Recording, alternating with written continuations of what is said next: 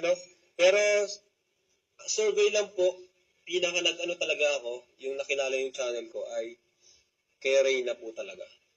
Yan. Si Reyna po yung pinaka nag-boost talaga sa channel ko.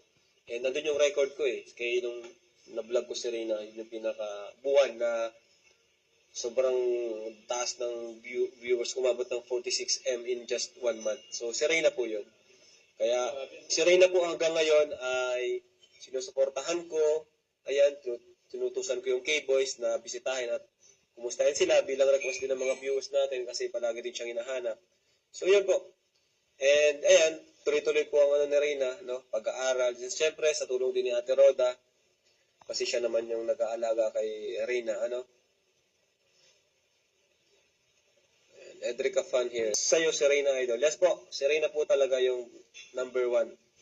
And pangalawa na lang po si Lolo